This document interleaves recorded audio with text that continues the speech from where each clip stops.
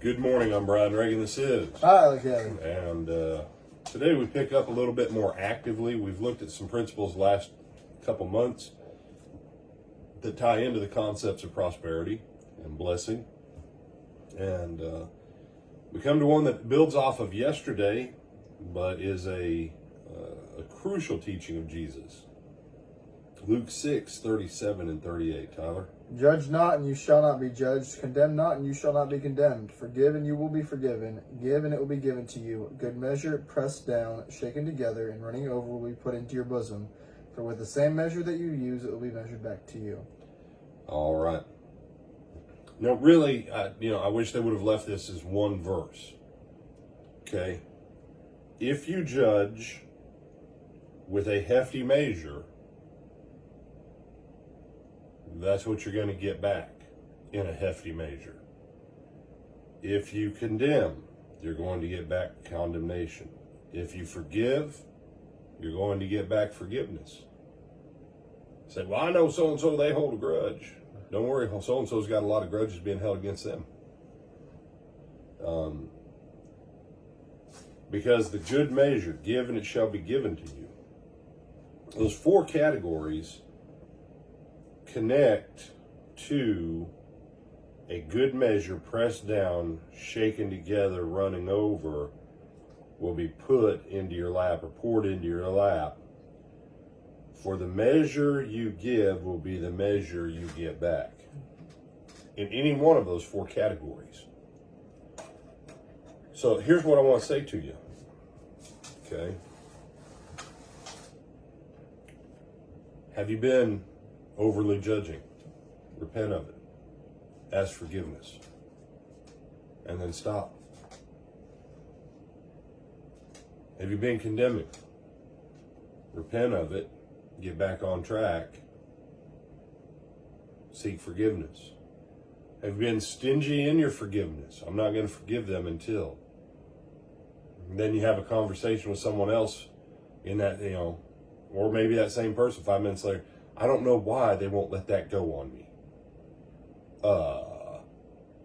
You just said you weren't going to forgive someone else, yet you can't figure out why you can't get forgiven by other people. Forgive. Forgive. You say, well, I have need. I can't give. Until you give, you can't receive. You got needs. Well, in order to have needs met, you need some giving coming into you. But you say, I can't give, I can't afford to give.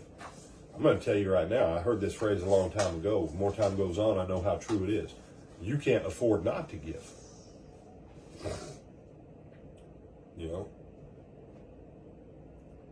People in churches. And now I'm going to pick people in churches. We don't need X, Y, Z. This building's been fine for the last 60 years. I'm old. I ain't putting nothing into this.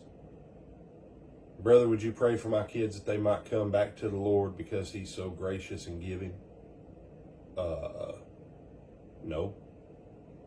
I mean, I'll ask the Lord, but I can ask Him.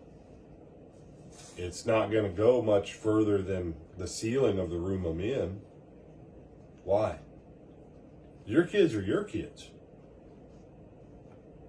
If you don't start giving, and if you don't start forgiving, and if you don't stop judging and you don't stop condemning, there's nothing for your kids to come into because you haven't sown anything good back out. You say, well, they know the truth. A lot of people know the truth. But there's no good measure to be pressed down, shaken together, running over, poured back, if you don't put anything in.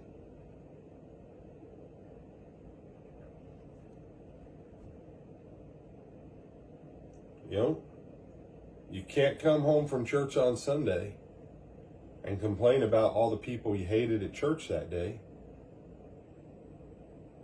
and 40 years down the road wonder why. All those things are contributory. No one thing. You say, well, they're responsible for their own. Yeah, you're right. They are responsible for their own choices. But you're also responsible for what you sowed into that. field when you had that opportunity. And you're also responsible for what you're not sowing into that field when you have opportunity. 100% of all seed not sown yields zero growth. If you want to change your direction, and a gentleman years ago, his name was Jim Rohn, he was a business philosopher,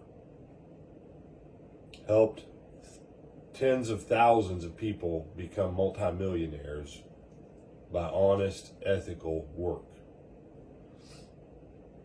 The most powerful phrase I ever heard him say: in order for things to change, you must change. That was him in one sentence saying what Jesus said in two sentences here. If you want to change what you receive, you have to change what you put out there. And that's in every area of your life. Mental, physical, spiritual, emotional, social, financial. All of them. So, other thoughts, my brother? No, sir. With Adam Brian Reagan, this is Tyler Kelly. We bid you good day. Lord willing, we'll see you tomorrow morning.